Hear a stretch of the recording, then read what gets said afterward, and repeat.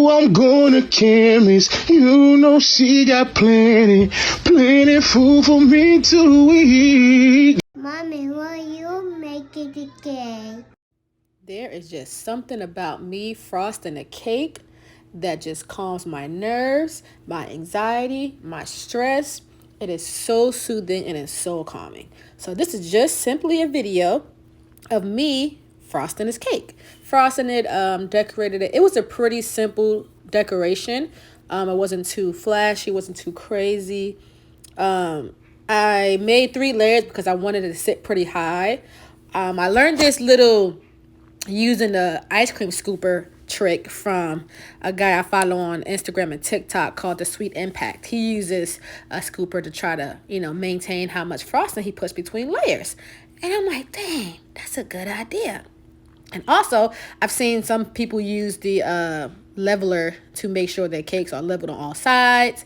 I also use it again once I get my crumb coat on. But it was so much fun making this cake. Honestly, I do want to do a video where I show you guys how to make frosting because that is the biggest thing.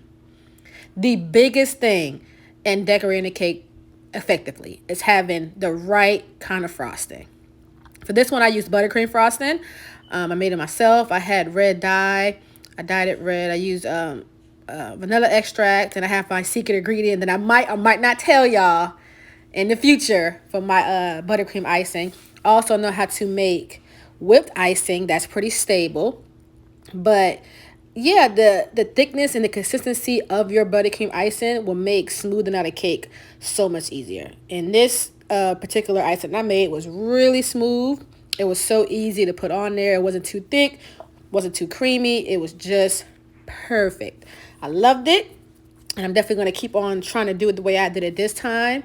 I actually ordered me a scraper to get the sides smoother.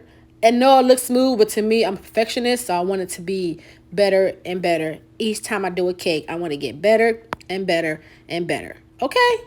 Once you do a crumb coat, you will have to let it sit in the fridge for at least 15 to 20 minutes. At least. Once it's good enough on the outside, you can start doing a second coat. You don't have to let the second coat sit in the fridge. If you're at this point, if you're adding sprinkles, that's when you'll put your sprinkles on the second coat when it's completely smooth how you want it to be. For this one, I did not add sprinkles. I added a ribbon at the bottom, which actually was a really nice touch. I had a picture for inspiration, so I tried to make this cake look exactly like the picture as much as I possibly can, okay? And sometimes that is a lot harder than it seems, okay? And I'm always honest with any of my customers that I do have, which is a really few customers that I have because remember, don't book me. But I make sure I'm honest, like, hey, I don't know how to do this. I have not done this yet. I haven't, because I'm still learning. I've only been really decorating cakes on a serious level, I want to say, for about a year and a half now. So, the girl's learning. Now, this drip beat my tail. Took me 3 tries to get the drip how it is where you're seeing it right now. This is my 3rd time doing a drip, but I'm going to do a video.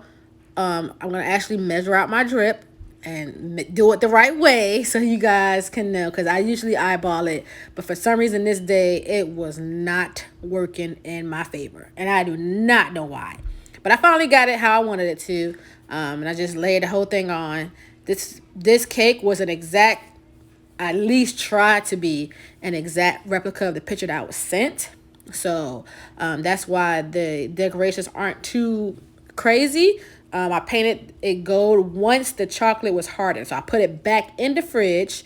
I want to say for at least 15 minutes when the chocolate was completely hard. And then I went ahead and I painted every piece of chocolate gold, which is actually pretty fun. Doing the top part. Doing the sides was horrible, but doing the top part was really, really fun. And then I started decorating it. She wanted a crown on it, some fresh flowers. I love the touch of this ribbon at the bottom that corresponds with the color of the icing. Oh man, I'm definitely going to start doing that on more cakes. I smushed the crown down just a little bit to make sure it was secure and not, going to fly off the cake or whatever. So just admiring my work. figuring out where I'm put the flowers at. I wrap the bottom of my flowers in aluminum foil because these are fresh flowers. You can use plastic or fake flowers if that's your choice. Just make sure you let whoever is buying it know what kind of flowers they are so they know how to handle them. And that was it. This is the cake. She loved it. Everyone else loved it. And that's it. All right. Bye.